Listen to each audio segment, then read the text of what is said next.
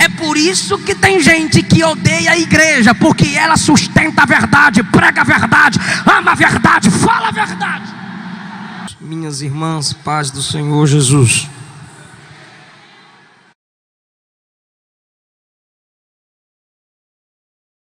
Abra a sua Bíblia, segunda epístola de João.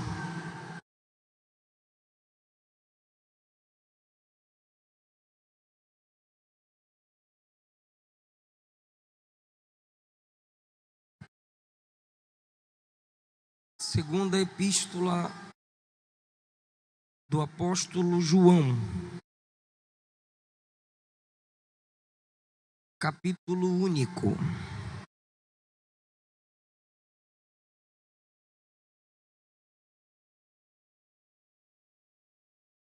Segunda epístola do apóstolo João,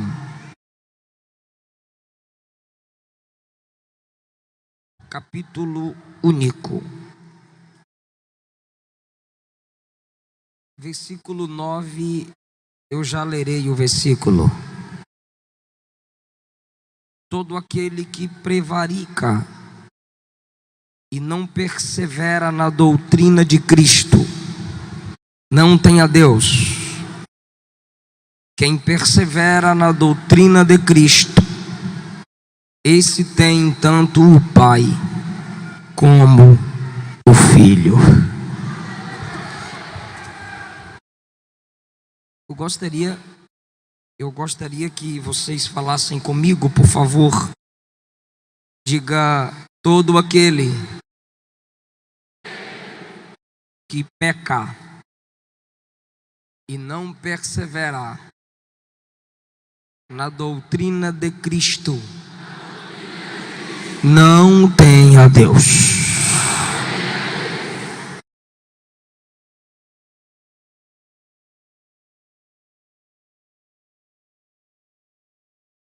O tema de vocês me fez pensar sobre esse texto e eu vou desenvolvê-lo de forma que a gente entenda sobre a verdadeira permanência e em que eu vou esperar os irmãos saírem.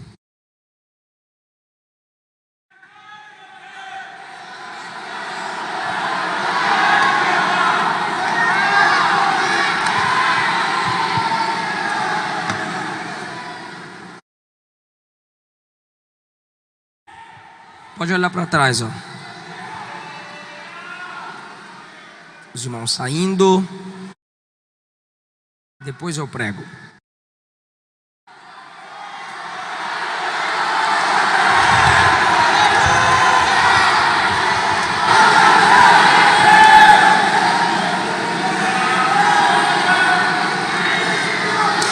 Nós pentecostais somos cheios do Espírito Santo, acreditamos na contemporaneidade dos dons, mas não existe gente tão antiética como a gente, irreverentes, principalmente na hora da palavra.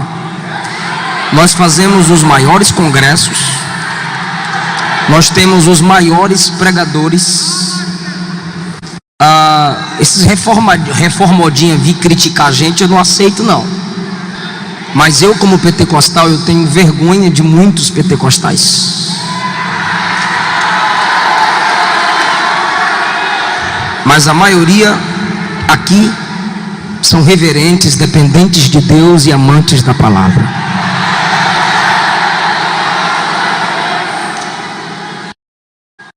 Minha gratidão ao pastor José Antônio Gonçalves. Mesmo não estando presente, estamos aqui sob a autoridade dele. Ao pastor vice-presidente, pastor Elimar Pereira, muito obrigado, pastor. Obreiro Vitor Nunes, superintendente da juventude, tem um nome, uma Decer. David, muito obrigado, deve estar trabalhando por aí, pelo carinho, pelo cuidado. Meu amor, muito obrigado mais uma vez. Nosso neném, obrigado, neném. A minha sogra já estragou o neném, porque eu fui pregar numa convenção. Aí eu falei assim na barriga da Luana: papai tá entrando na igreja, fica quietinho. Aí minha sogra disse: fica não, é para mexer.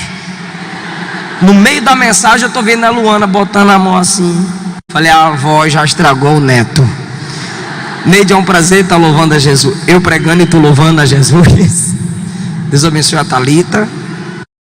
Tem meus livros lá fora: Segredos da Liderança de Paulo, Avivados pelo Espírito Santo, é um lançamento baseado em Atos dos Apóstolos. Solteirismo e Namoro Cristão.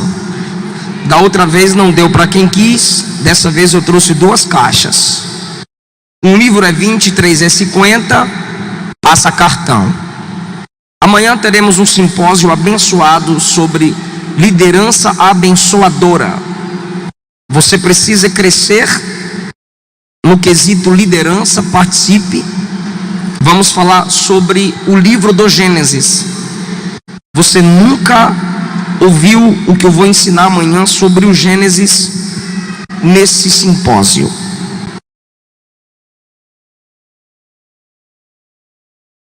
Cadê o tema do congresso? Rapaz, fiquei grandão ali, hein? É indo até o fim? Eu vou até o fim. Quem pode dizer isso? 1, 2, 3. Aleluia. Eu quero que vocês prestem bastante atenção, pois pregar nas cartas não é fácil. Mas eu preciso falar-lhes o que Deus colocou no meu coração. O texto é: todo aquele que prevarica, ou seja, é aquele que peca e vive na prática do pecado, e não persevera na doutrina de Cristo, não tem a Deus. Perseverar é ir até o fim. Perseverar é continuar. Perseverar é persistir. Conselho: as cartas de João são da maior importância pela luz que lança sobre a teologia do Novo Testamento, e as cartas de João lançam luz sobre as organizações das igrejas nos seus primeiros tempos. Poucos livros têm conteúdo como João, mostrando com clareza os perigos das heresias, das falsas interpretações bíblicas. Nesse quesito, João é o mais forte. Os falsos ensinos é realidade, mas não é novidade. Já existia desde os primeiros irmãos. Se você acompanhar comigo, a partir do verso 1, João diz no verso 1: o presbítero, o ancião, escreve a senhora. O ancião ou o presbítero, que tem o mesmo significado de ancião. João chama a igreja de senhora eleita. João chama a igreja de...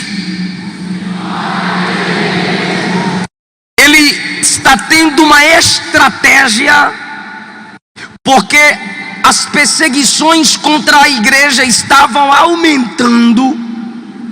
Então ele vai usar um linguajar de forma que seja difícil alguém entender que aquela carta é para a igreja.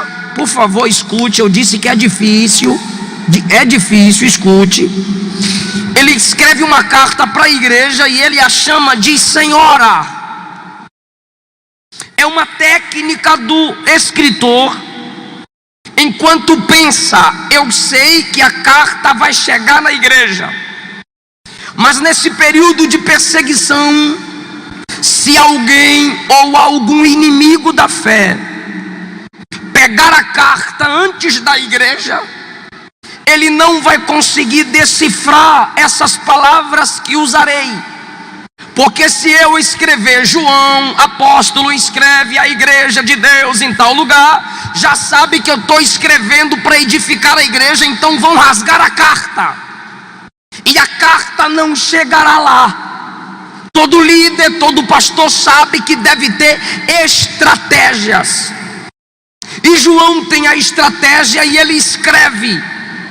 O ancião que é ele, o velho, o ancião que é ele, o experiente, o ancião que é ele, o maduro, escreve a senhora eleita. Então vocês entenderam por que ele a chama de senhora. Paulo nos chamou de corpo de Cristo. Paulo nos chamou de lavoura. Paulo nos chamou de edifício. Paulo nos chamou de exército. Muitas das músicas, e eu não discordo totalmente, dizem que a igreja é hospital. Se bem que nunca vi a Bíblia chamar a igreja de hospital. A Bíblia chama a igreja de exército. E chamam demais a igreja de hospital e os crentes estão doentes. Quando na verdade, se nos comportássemos como exército, levantaríamos a cabeça e guerrearíamos mais, apesar das nossas doenças. Mas a igreja está aí para sarar com verdade. Eu estou dizendo do que a Bíblia nos chama. Quem me entende diz amém. Paulo nos chama por último de exército. Pedro chamou a igreja de Deus em Roma de eleita em Babilônia. Ele chama Roma de Babilônia e chama a igreja de eleita. Olha os nomes que eles vão dando para nós. João também nos chamou de filhinhos. E no Apocalipse, esse mesmo João nos chama de igreja, noiva e cidade e castiçais. São os nomes que a Bíblia vai nos dando. Mas quem foi o primeiro a nos chamar de igreja? Eu edificarei a minha igreja,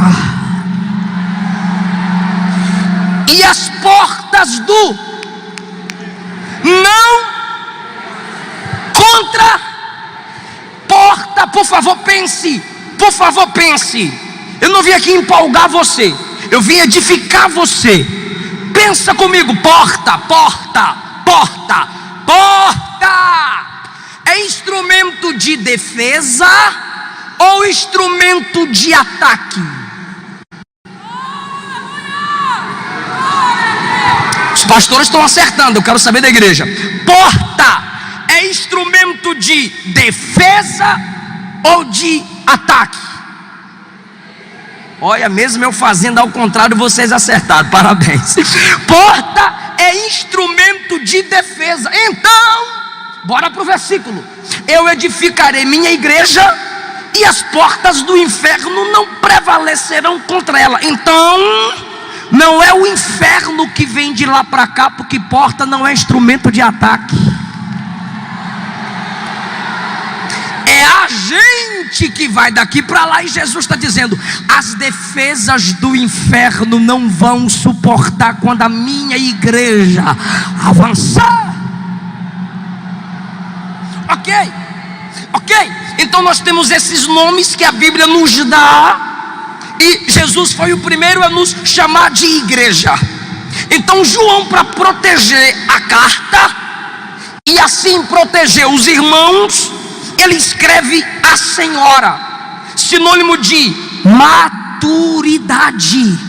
Senhora é uma mulher madura. Senhora é sinônimo de respeito. Então a igreja merece respeito. E ele escreve o ancião, ele se apresenta como ancião, é um dos significados para presbítero, mas aqui no texto literal do termo significa alguém maduro. Então, alguém maduro escrevendo a igreja.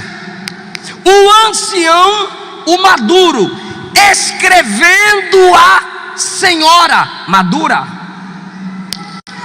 O experiente escrevendo a igreja, que é chamada de senhora. Ela também é experiente. É um cuidado que o líder tem maturidade. Na nossa geração está proliferando o número de pastores e camaradas que deveriam estar sentados na escola dominical estão de terno e gravata com o microfone na mão. Tem muitas igrejas por aí que quem está no púlpito tinha que estar na porta, e quem está na porta deveria estar na tribuna. Ele está na igreja, pastor, ele está na igreja, mas ele tem dom. Como ele tem dom da profecia, da revelação, ele é do manto, ele quer ter várias oportunidades. E o ancião, o experiente, o pastor, sabe tratar, faz com que ele espere o tempo. Mas aí ele se apressa. Como ele tem dom, ele pensa que ele tem ministério. E ter dom é diferente de ministério. Dom, você aceitou Jesus agora, ele pode te dar aqui. Ministério é coisa de ancião, no termo da palavra, maturidade, experiência, sofrimento na obra. Não tem marca de oração aqui, não tem marca de oração aqui, não tem problemas estomacais por causa de jejum, mas quer ser líder. Nunca pagou preço de nada, mas quer ter título. Ainda bem que o que Jesus escreve no livro da vida não é título, é nome. Nome revela caráter. Então João, o ancião, escreve a igreja. Quem tem maturidade, quem tem experiência, escrevendo a igreja. Para essa igreja, eu estou na introdução, mas eu não vou alongar-me. Quando eu começar a aplicar, você já entende rápido. Aí eu já estou até aplicando. A esta igreja que ele chama de senhora, ele está ensinando sobre ir até o fim. A essa igreja que ele chama de senhora, ele não diz vocês já foram predestinados. Ele não diz vocês já foram e acabou. Não, ele vai ensinar essa igreja a perseverar. Ele vai ensinar essa igreja a continuar. Então, para irmos até o fim, é preciso ter motivação e propósito. Ou seja, eu explico.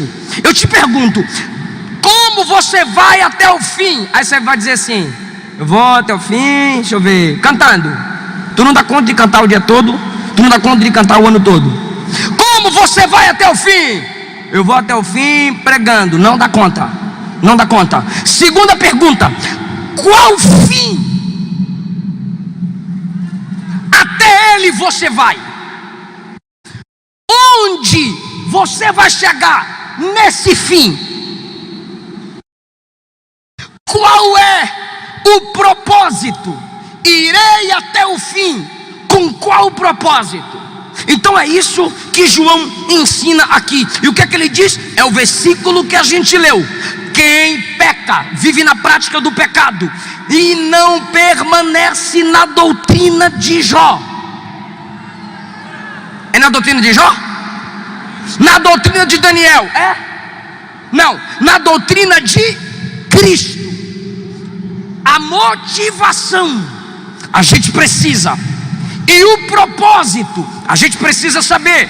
Então entenda que o que nos motiva a ir até o fim é a doutrina de Cristo. O que é motivar? É dar ânimo, o que me anima, o que me incentiva, o que abre o caminho. A doutrina de Cristo. E o propósito, ele diz, verso 8: olhai por vós mesmos, para que não percamos o que temos ganho, mas recebamos o inteiro galardão. O que me motiva a ir até o fim é a doutrina de Cristo, e eu vou provar quais são. E o propósito, para que eu vou até o fim? Por que eu não posso ficar brincando de ser crente? Por que eu não posso ficar vai e volta, cai e levanta? Porque está escrito: olhai por vós mesmos. Ou seja, para de olhar a vida dos outros e olha para a tua. Está escrito. Obrigado. Olhai por vós mesmos. Porque muitos de nós ficamos competindo com os outros, quando deveríamos competir com a gente mesmo. A gente olha para os outros e fica observando, mas na realidade você deveria olhar para si mesmo e se perguntar: quem era eu e quem sou eu hoje? Como eu comecei esse congresso e como eu estou concluindo? Como eu comecei o ano passado e como eu terminarei esse ano? Olhai por vós mesmos. Do capítulo 1 ao capítulo 5, Isaías só profetiza dizendo: ai de vós, ai de ti, ai de vós, ai de ti. Mas do capítulo 6 ele vê Deus, e quando ele vê Deus ele diz: ai de mim. Porque quando o homem enxerga Deus, ele consegue enxergar a si mesmo. Paulo disse: examine-se o homem a si mesmo. O anjo disse a Jacó no val de Jaboque: qual é teu nome? Porque onde ele chegava ele dava nome às coisas. Esse lugar agora o nome é Luz. Esse lugar agora o nome é Betel. Esse lugar agora o nome é Manaim. Quando ele encontra com o Senhor pergunta: e o teu? E o teu nome? Porque teu pai perguntou teu nome e tu disse que era Esaú. E agora vai mentir para mim? Não, Senhor, eu sou Jacó. Eu sou enganador. Eu sou isso aqui mesmo. Por que Jesus ia curar alguém? Jesus perguntava assim: o que você quer? Ô irmão, o que um cego quer? Quer falar não? Eu pergunto de novo: ô irmão, o que um cego quer? O que um paralítico quer? Mas por que Jesus pergunta? Para ele se examinar, para ele pensar: peraí, se eu deixar de ser cego, para eu comer eu tenho que trabalhar. Se eu deixar de ser paralítico, para eu me sustentar, não posso esmolar, eu tenho que trabalhar. Por isso que Jesus pergunta: é isso que tu quer mesmo?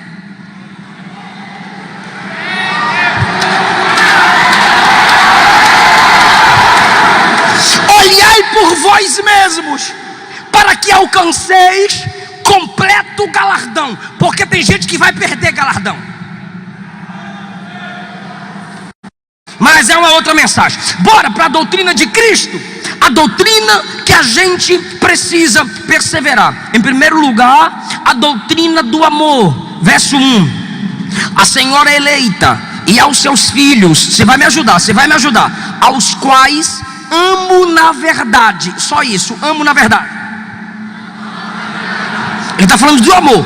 E não somente eu, mas também a todos os que têm conhecido a verdade. João está dizendo que ama a igreja. João está dizendo que ama a senhora eleita. Verso 3: graça, misericórdia, paz da parte de Deus Pai e do Senhor Jesus Cristo, o Filho do Pai, sejam convosco na verdade e no amor. Na verdade e no... Olha que coisa linda. Ele está falando que tem que perseverar na doutrina. O que é doutrina? Ensino. E que mais ensinou sobre amor? Cristo. E quem é o discípulo amado? João. Para ele ser o discípulo amado, ele aprendeu sobre o Deus que é amor. Quem é o Deus que é amor? Cristo. Olha o versículo 5. Agora, Senhora, para o inimigo não entender que eu estou falando com tu, rogo-te, não como te escrevendo um novo mandamento, mas aquele que desde o princípio tivemos eu e tu já sabemos desse mandamento, igreja. É o que ele está escrevendo: que nos amemos uns aos outros. Se é uma ordem, a Bíblia, gente, me escuta, quem está me ouvindo diz amém. Se a Bíblia ordena amar, então o amor na igreja não é questão de sentimento. Porque amor, você não pode dizer: ame, amo não, tu não manda no meu coração. Quem pensa que amor é sentimento, o amor cristão, o amor eclesiástico, não é sentimento. Tu podes não gostar do meu jeito, mas tem que me amar independente do meu gênio. Porque quem mudará o meu gênio é Jesus. Enquanto você acredita em mim, enquanto você ora por mim. Agora, olha o que ele disse para a igreja, verso 1: eu amo vocês. Só pode amar a Deus quem ama a igreja. Por que você está desviado? Estou desviado não, só não vou para a igreja. Tá, por que você não vai para a igreja? Porque eu não gosto da igreja. Então você está desviado. Não, eu estou com Jesus, mas eu não estou porque eu não gosto da igreja. Mas espera aí, Senhora, a quem amo na verdade. Como é que você pode amar Deus se o amor vem de Deus e não ama a noiva de Deus? Está tudo errado. Olha o que ele diz, versículo 1: eu amo vocês, mas não somente eu. Gente, pega, eu amo vocês, mas não é somente eu que amo vocês, todos os que têm conhecido a verdade. Verso 2: por amor da verdade que está em nós. Ele está dizendo: igreja, quem ama a verdade, ama vocês. Eu aplico para o nosso tempo: quem ama a verdade, ama a igreja. Só pode amar a igreja quem ama a verdade. Sabe por que a Rede Esgoto nos odeia de televisão? Porque não ama a verdade. Sabe por que o PT nos odeia? Porque não ama a verdade. Sabe por que a militância gay nos odeia? Porque não ama a verdade. Sabe por que os mundanos odeiam a igreja? Porque não ama a verdade. Não, pastor, eu gosto da igreja, eu só não gosto do que ela prega. Mas o que ela prega é a verdade. João está dizendo que quem ama a verdade ama a igreja. Está tudo errado, meu Deus. Eu estou percebendo que tem gente que não está pegando, mas a maioria está pegando. O que, gente, é que está escrito. João disse assim: eu amo vocês, mas não somente eu, todos aqueles que conhecem a verdade. 2: no amor da verdade amam vocês. Aí, olha que coisa maravilhosa. Tem gente que está na igreja, mas não é porque ama a igreja, ama a si mesmo.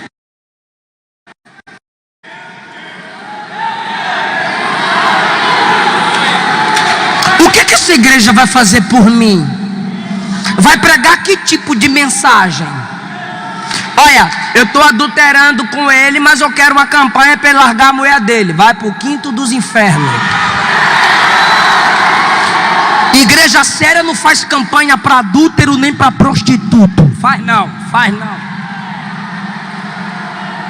Jacó foi abençoar os filhos, aí vem Rubem receber a bênção. Jacó diz: tua vida vai ser difícil, porque você tomou mulher de teu pai. O capítulo é assim: as bênçãos de Jacó. Mas sobre o prostituto não tem bênção. É por isso que tem gente que odeia a igreja, porque ela sustenta a verdade, prega a verdade, ama a verdade, fala a verdade.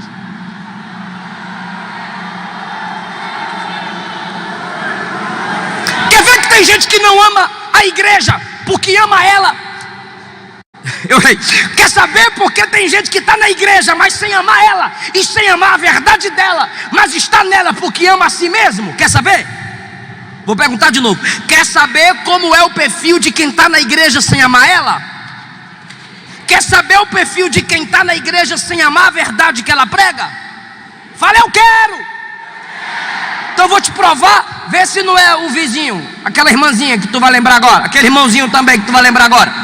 A luta ficou travada na vida dele. A luta ficou travada na vida dela. Ela não parou de fazer academia. Ele não parou de fazer academia. Ele não parou de assistir Netflix, mas parou de vir para a igreja.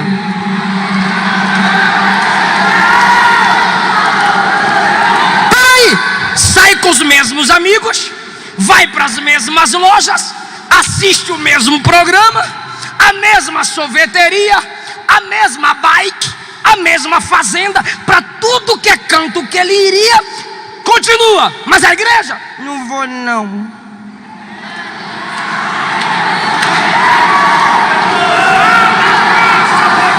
Não ama. Não ama.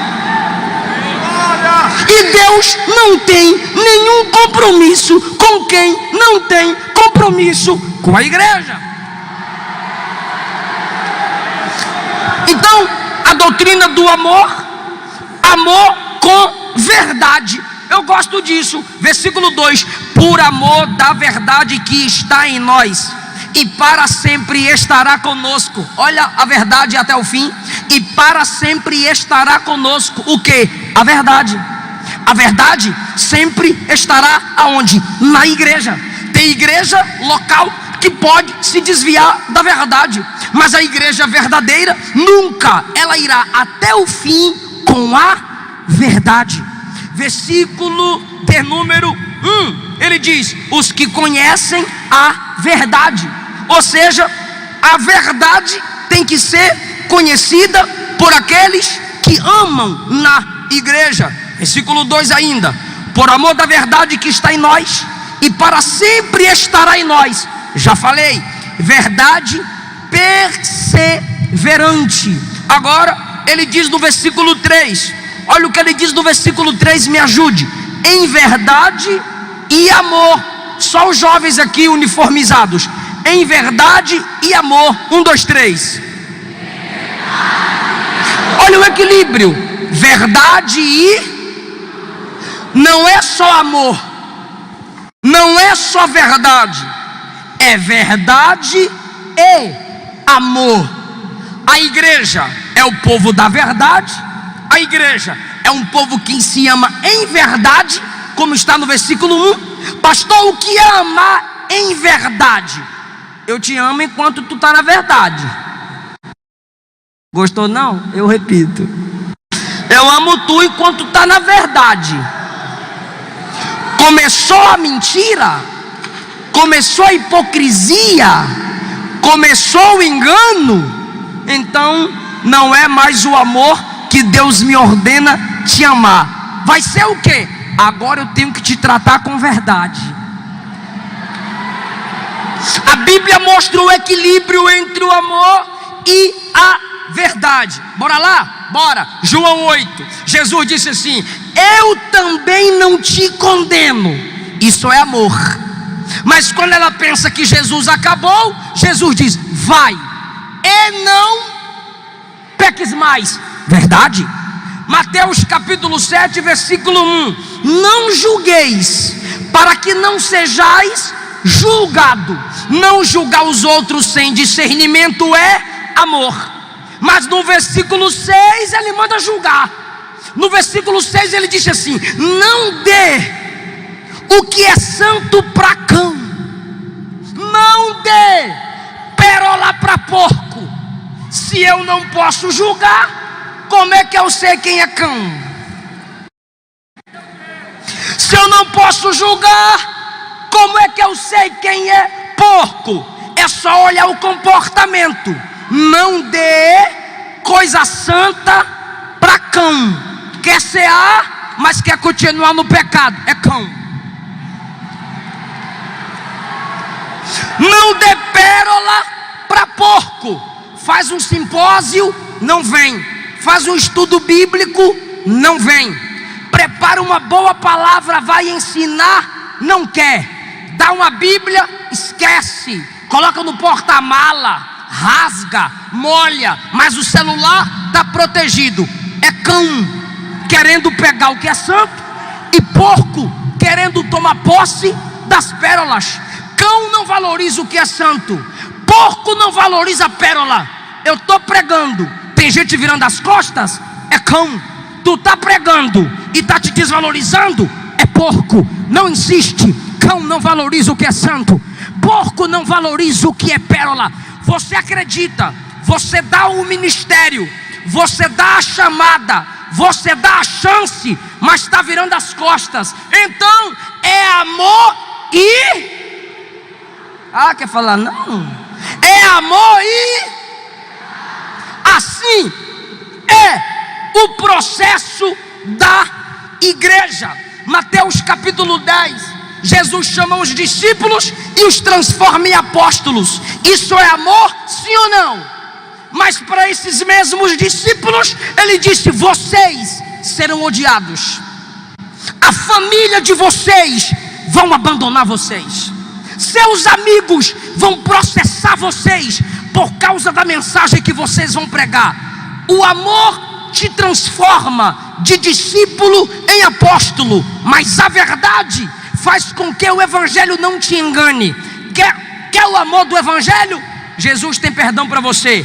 Quer o amor do evangelho? Jesus tem salvação para você. Quer a verdade do evangelho? Vem para cá que tu vai sofrer com Jesus.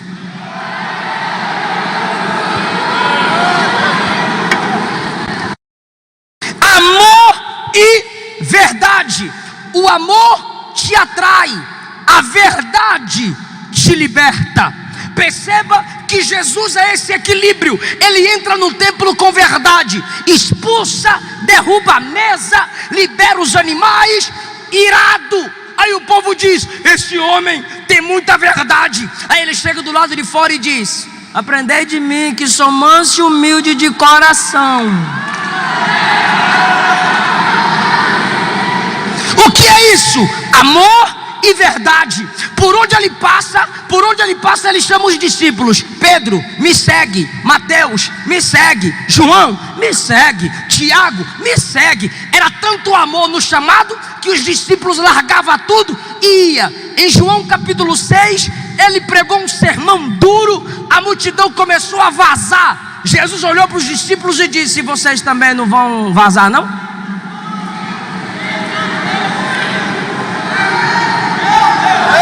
Tem gente por aí dizendo: quem ama não expõe. Bora para a Bíblia então. José amava seus irmãos, sim ou não? Sim, sustentou eles depois a vida toda. José sonhava com eles, eles que não sonhavam com José, mas José falava tudo para o pai, porque desonrava o nome do pai. Amor e verdade. Pelo amor Jesus tolerou Judas, mas pela verdade, quando Judas estava levantando a mãozinha para colocar no prato, Jesus disse: quem põe a mão comigo no prato é esse que me trai. Amor e verdade. Chega desse evangelho fácil, evangelho de florzinha, evangelho Nutella, evangelho de gente bonitinha. O evangelho que eu prego é evangelho bíblico. O meu Jesus é amor, mas é justiça. O meu Jesus é água da vida, mas é fogo consumidor. O meu Jesus é cordeiro que salva, mas é leão da tribo de Judá que vai bradar no juízo final. Até agora eu não pedi para ninguém dar glória a Deus. Eu estou com crédito, hein? Então vai dando glória que o negócio ainda está apertando.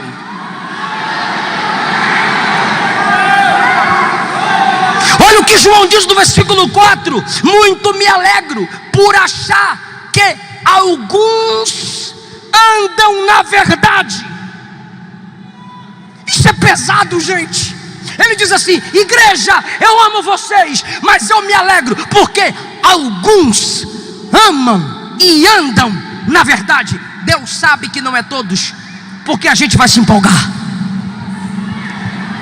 Alguns andam, não são todos, mas eu acho isso lindo em Jesus. Ele começa pregando, tem uma multidão, a multidão baixa para 70, dos 70 ele escolhe 12, dos 12 ele escolhe 3, dos 3 só fica um no pé da cruz. depois que ele ressuscita, 500 irmãos contemplam ele. Mas no dia de Pentecostes só tem 120 crentes orando. Porque a verdade é para alguns. O que é a doutrina de Cristo? A doutrina da verdade. Se você não fica na verdade, você não vai até o fim. Fale a verdade, mesmo doendo. Confessa teu pecado, mesmo te envergonhando. Tu envergonhou o nome de Jesus, porque não pode ficar com a cara vermelha confessando o teu pecado. Converse com tua esposa, converse com teus filhos, abra alma para a sua liderança. Seja sincero, seja sincera. Crente não vive, não permanece na mentira.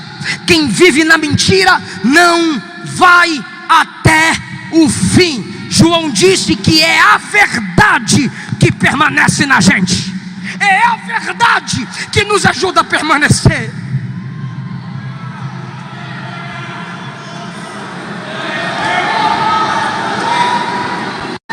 Pastor, mas se eu falar a verdade eu vou perder.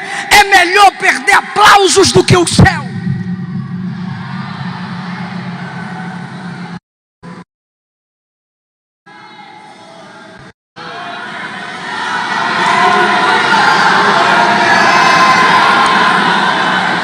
Eu encerro, versículo 7, última doutrina de Cristo. Porque já muitos enganadores entraram no mundo. Sabe o que é isso, entraram aqui? É só você ler as epístolas anteriores. Saíram da igreja. Esses são os piores. Muitos enganadores entraram no mundo, os quais não confessam que Jesus Cristo veio em carne. Aí ele diz no 9: quem não persevera nessa doutrina não tem Deus. Quem persevera nessa doutrina tem o Pai e tem o Filho. Estou encerrando, já fechei a Bíblia. Mas para mim é a melhor parte da mensagem. Todo enganador, ou seja, todo aquele que não vive na verdade, nega que Jesus veio em carne. Isso é maravilhoso, porque a Bíblia diz: ele veio em carne. Não quer dizer que ele sempre foi em carne humana, corpo humano. Ele veio nesse tempo, nesse período, em carne, ou seja, ele sempre existiu. No versículo 1 e 2, João diz que Jesus é um com Deus. No versículo 10, ele diz: quem tem o Filho, a doutrina do Filho tem o Pai. Doutrina da encarnação. Os testemunhas de Jeová, os mormons, negam que Jesus veio em carne. Negam que Jesus veio como ser humano. Negam a divindade de Cristo, mesmo sendo homem.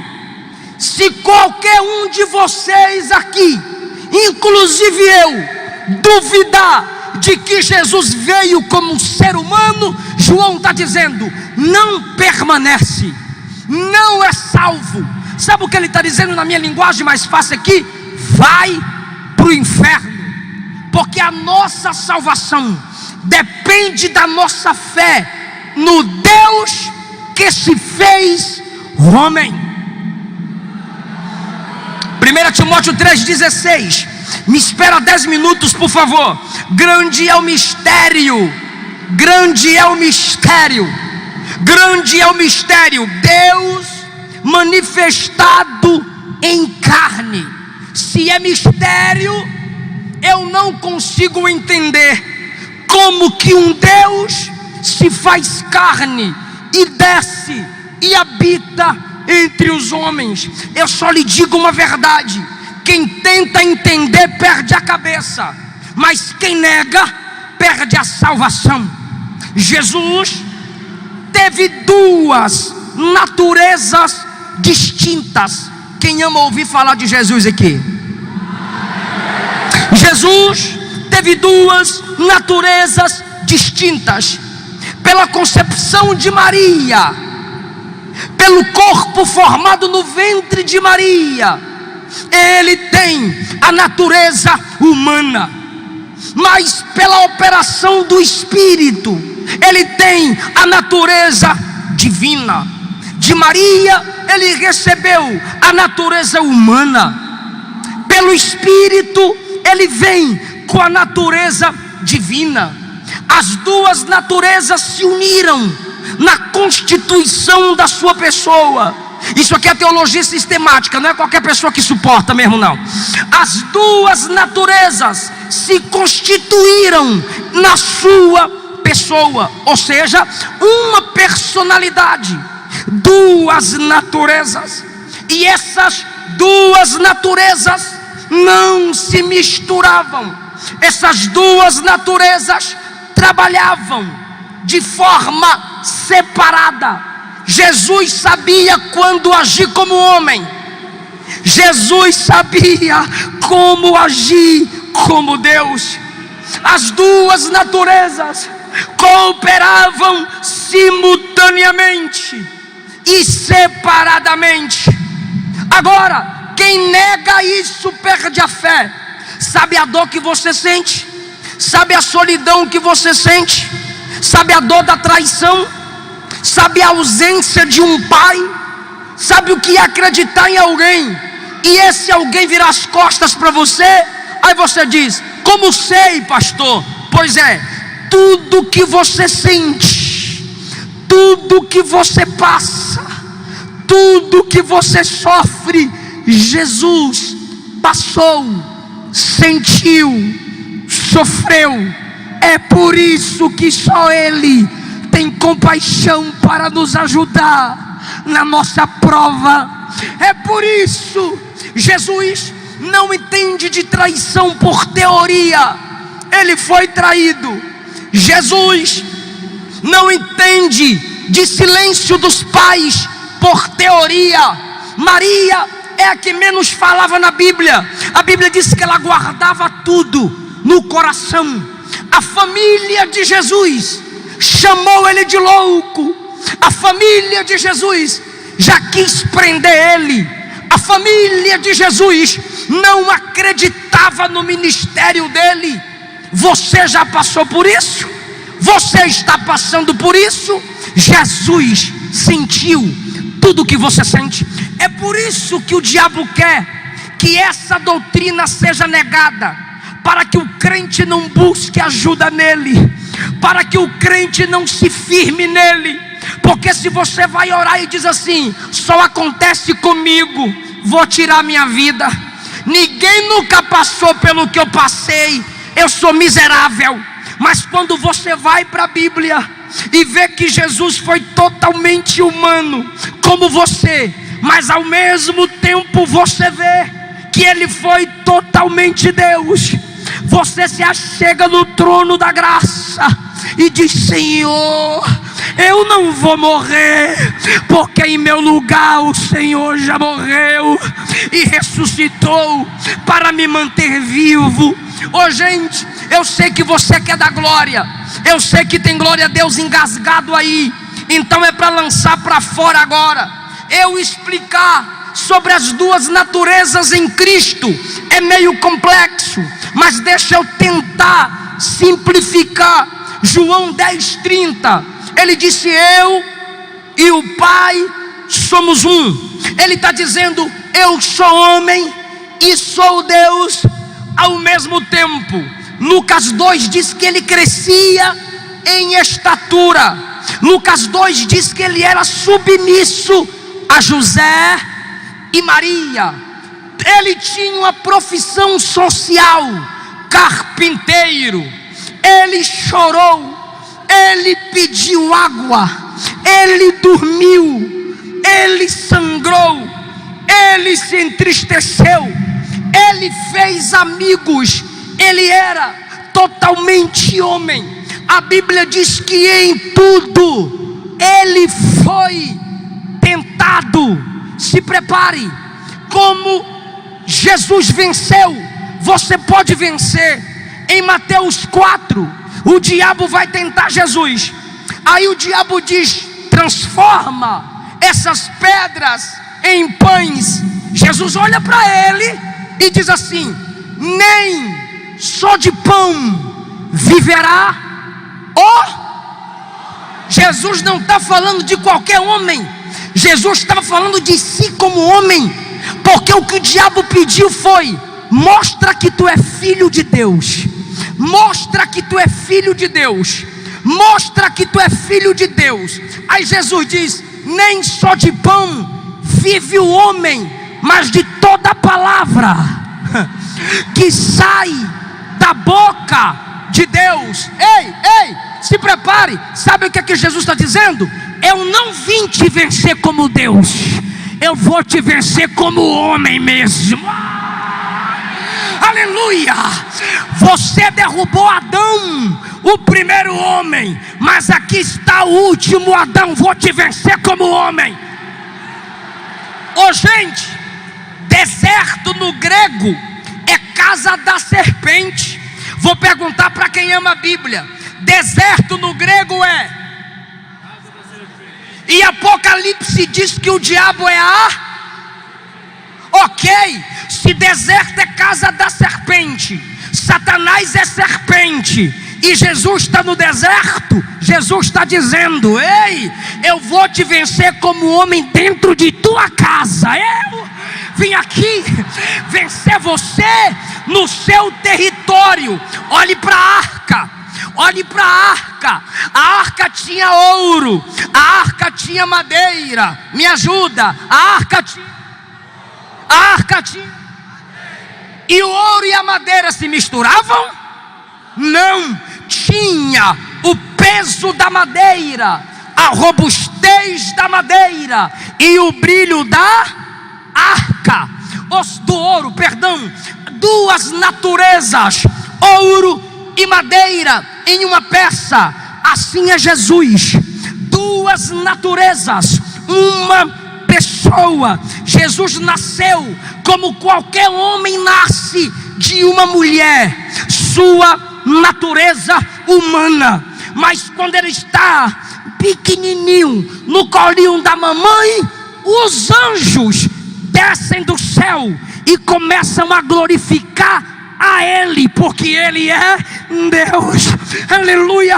Ele é batizado nas águas como qualquer homem, porém só ele recebeu o elogio do Pai: este é meu filho amado, em quem tenho prazer. Jesus dormiu no barco, a madeira da arca, humanidade. Mas nesse mesmo barco, ele se levantou e disse: mar,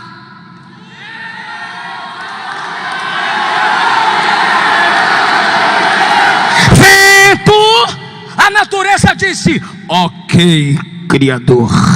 Cansado de andar, ele sentou-se junto à fonte. Ser humano, natureza humana. De repente chega uma mulher, como homem, ele diz: me dá água. Ela olha para o ser humano, Jesus, e diz: como sendo tu judeu, pede água a mim que sou mulher samaritana? Aí Jesus disse: deixa eu mostrar o ouro da arca. Se tu soubesse quem é que está falando com você, era você quem pediria, e eu te daria água viva. Vai aquecendo o negócio aí. Quando Lázaro morreu, ele chorou, natureza humana. Quando Lázaro morreu, ele demorou de chegar, natureza humana. Mas quando ele chegou, ele bradou: Lázaro, vem para fora. A morte disse: cai fora, Lázaro. Eu já conheço essa voz. Ele é Deus.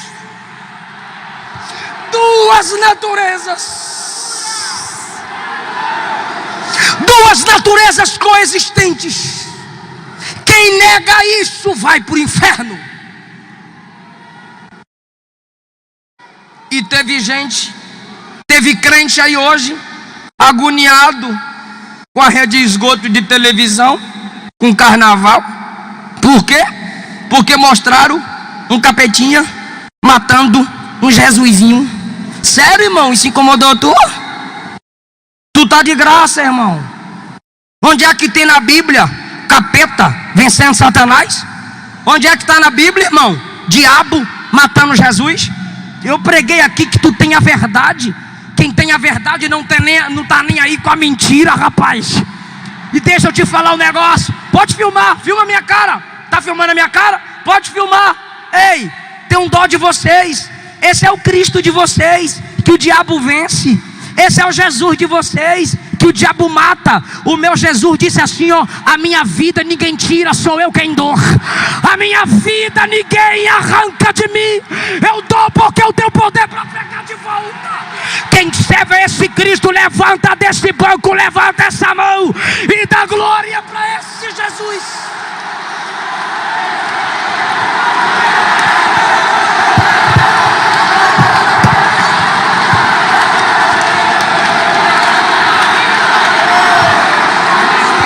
Se Ele é vivo, Ele está ouvindo você glorificar. Ele está vivo e está ouvindo você orar. Ele está vivo e está enxergando você. O meu Jesus é diferente.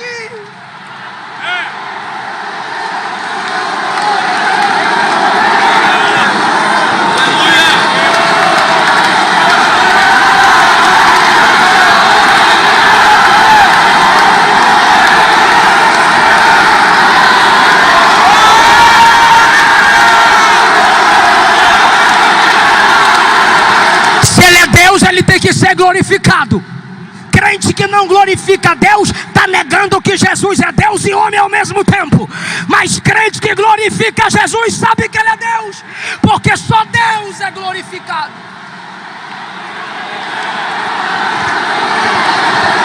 Quer ver como a gente não está cantando para um cara legal? Compositores mimadinhos que não estuda a Bíblia para compor. Deixa eu falar um negócio para vocês aqui. Nenhum dos apóstolos chamou Jesus de o cara da esquina, o cara lá de cima, meu brother. Nenhum. Esses camaradas andavam com Jesus, sofriam com Jesus, comiam com Jesus. Mas quando Jesus levantava para acalmar a tempestade, eles tremiam de medo na presença dele. Você lê as cartas, Pedro diz, Ele é o Cristo ressuscitado. Você lê as cartas, Paulo diz, Ele é o cabeça, Senhor e Rei. Você lê Judas, Judas diz, Ele é o Senhor imutável. Você lê Timóteo, Paulo diz, Ele é o Deus invisível, porém real. Você lê o Apocalipse, João diz, Ele é Rei dos reis, Ele é Senhor dos senhores, Ele é Deus eternamente.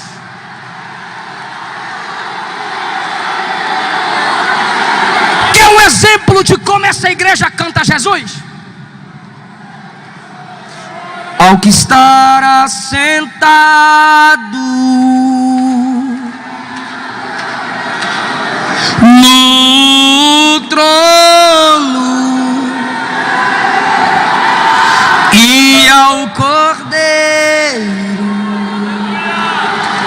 seja o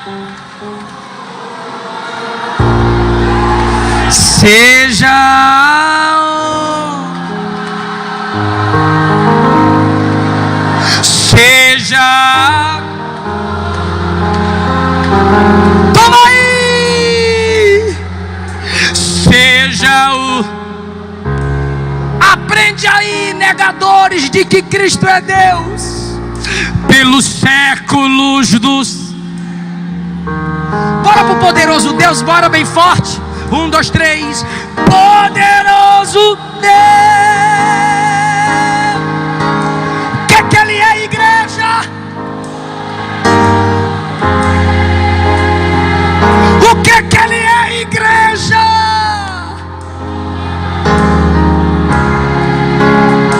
O que você mais anseia, igreja?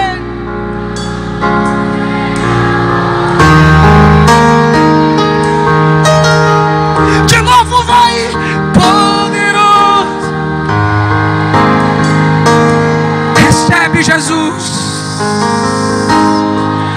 recebe Jesus. Jesus. O Senhor veio em carne, mas continua sendo Deus.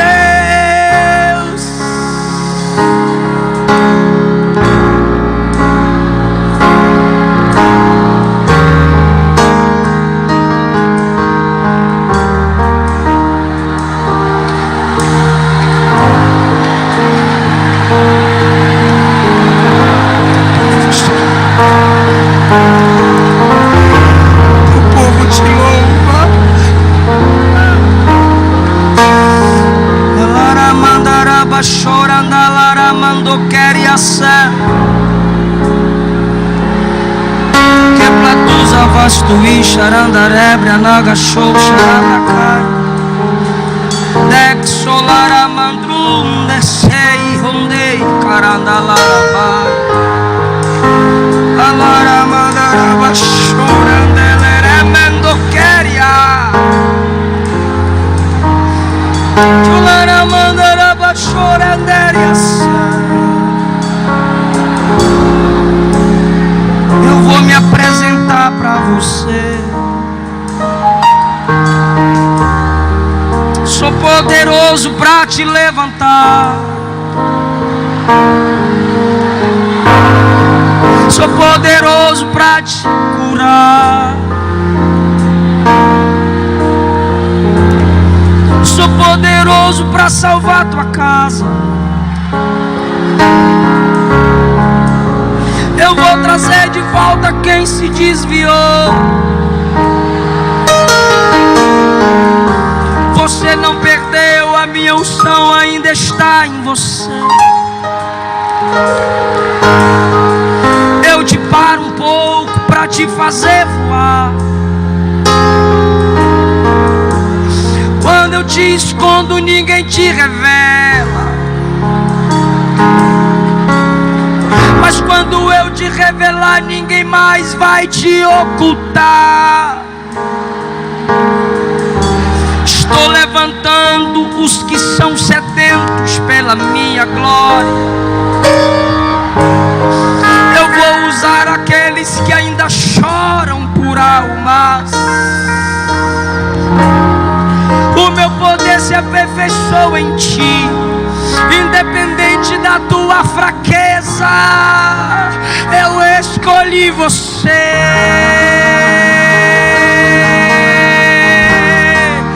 Abra a boca, pois vou te encher.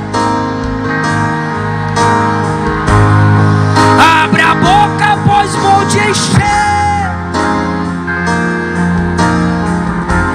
Troque esse glória a Deus por língua estranha. O meu espírito está na casa e nesse momento ele derrama poder. Clama, clama, clama, poderoso Deus.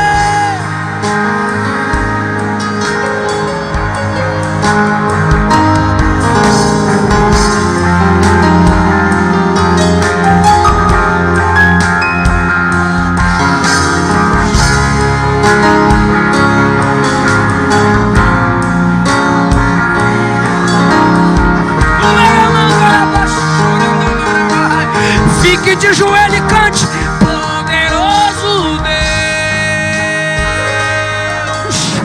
Fique de joelho e cante, poderoso Deus.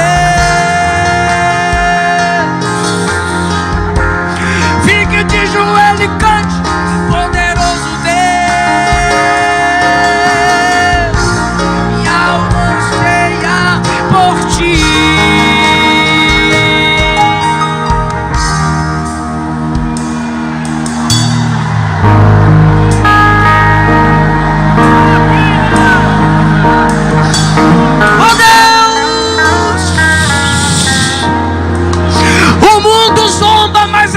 Se prostra, o mundo zomba, mas a gente se encurva.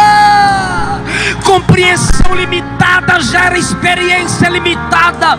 Experiência limitada gera compreensão limitada. Mas quem te conhece se ajoelha a Deus. Quem te conhece se prostra a Deus.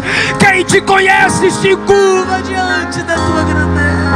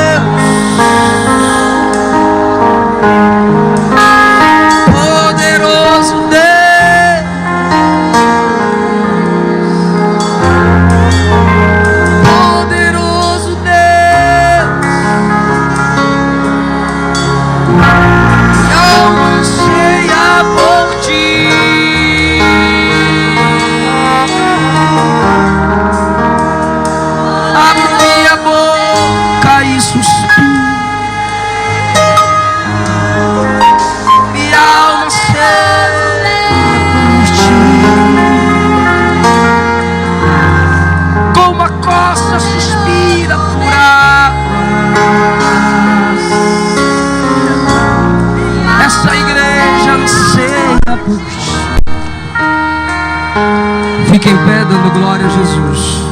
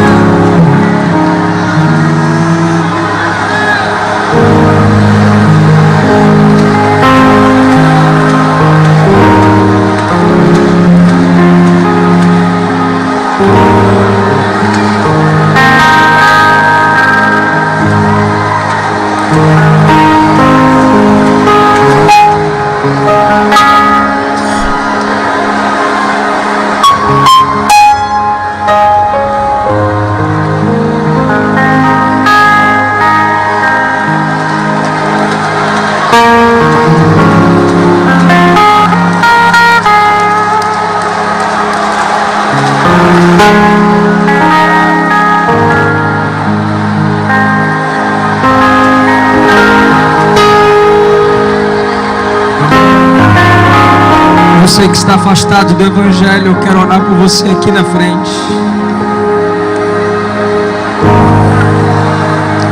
Jesus veio em carne como ser humano para sentir tudo que você sente. É por isso que Ele vai te ajudar, porque Ele sabe o que você está sentindo. Até a separação do Pai Ele sentiu.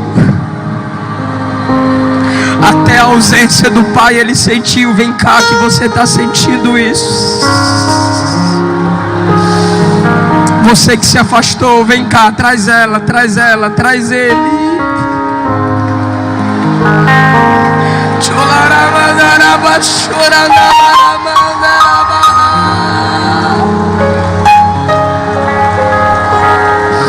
Eu estou esperando você descer da galeria. Eu estou esperando você entrar pela porta esquerda, direita.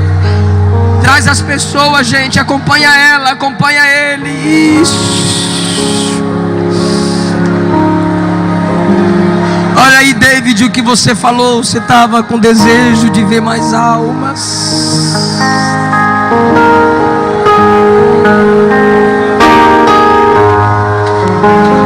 Isso. Pode vir. As pessoas ficam meio tímidas. As irmãs acompanhem as meninas. Os rapazes acompanhem os rapazes, por favor.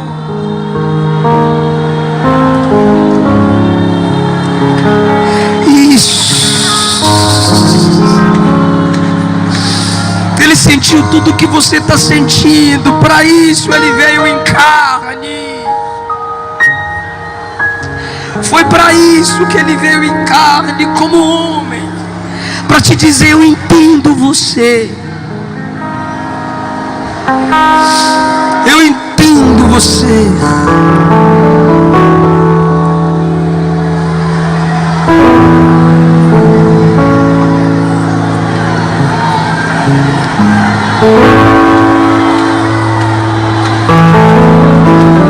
Desça da galeria, você que não é evangélico, eu quero orar por você.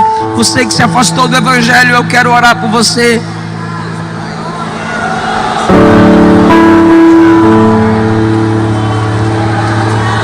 Muito obrigado, meus irmãos que continuaram aqui até agora.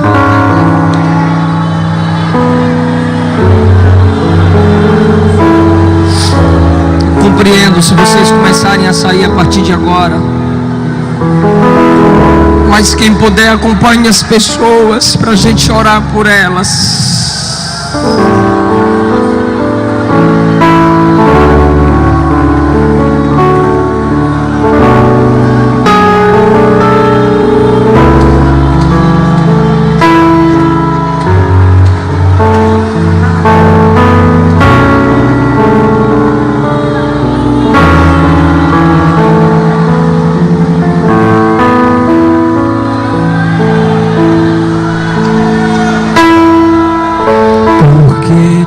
abates, ó minha alma, e te comoves,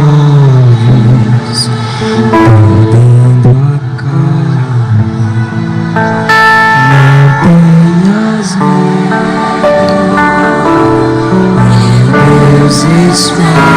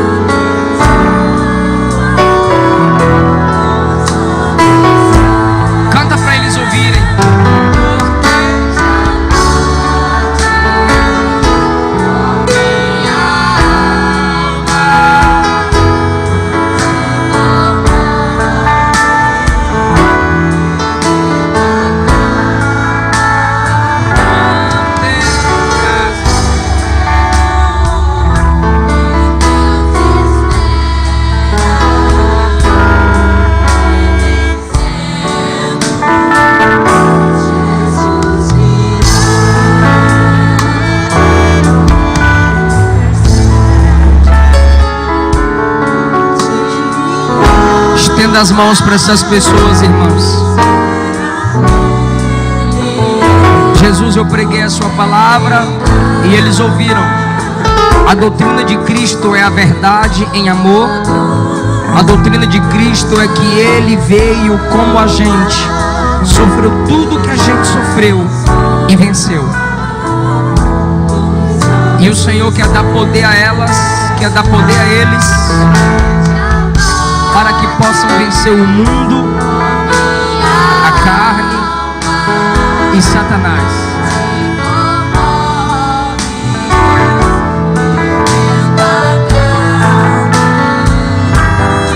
O Espírito de Cristo quer habitar em você.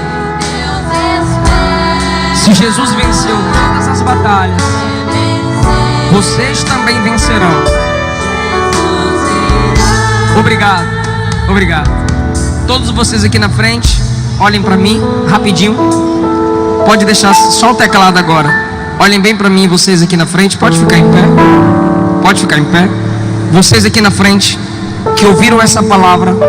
Vocês aqui na frente, que ouviram essa palavra e reconhecem que Jesus veio em carne para sentir sua dor, para sentir suas angústias. Se você reconhece isso e sabe que por causa disso só Ele pode te salvar, eu vou orar e vocês vão repetir comigo. O irmão que está do seu lado aí vai repetir a mesma oração que eu vou fazer para você repetir.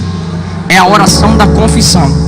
Todos vocês que vieram aqui à frente vai falar assim comigo: Senhor Jesus, eu volto para Ti, me perdoa, eu me perdi, mas hoje eu sinto o Senhor me abraçar. Me recebe como Teu filho na Tua casa, na Sua igreja. Mantenha o meu nome no Teu livro, porque o Seu poder vai me dar graça para eu perseverar. Diga: escreva meu nome no Teu livro e não arranca. Me enche de Ti cada vez mais. Eu creio que o Senhor veio em carne como ser humano para sentir minhas dores. Eu sou Teu e Tu és meu. Amém. Vocês podem aplaudir a escolha deles, pode aplaudir eles.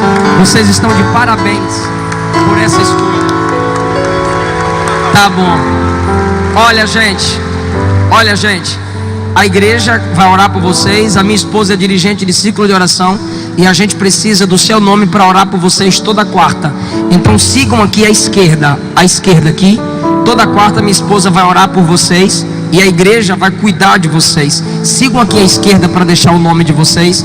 Ali, ó, aquela irmã que está com a prancheta na mão. Sigam aqui à esquerda, por favor. A gente precisa anotar seu nome para orar por vocês sempre. Pode vir, pode vir.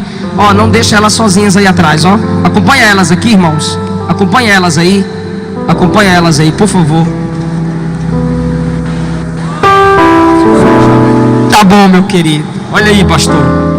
Botou na minha mão, faz o que o senhor achar melhor. Já está abrindo mão das vaidades mundanas. Glória a Deus. Isso é o trabalhar de Deus. Anota o nome aqui. Em nome de Jesus. A igreja vai cuidar de vocês. Obrigado. Amanhã de manhã, não perca o simpósio. Se você é líder e não é cão nem porco, e vai valorizar a pérola e o que é santo, amém?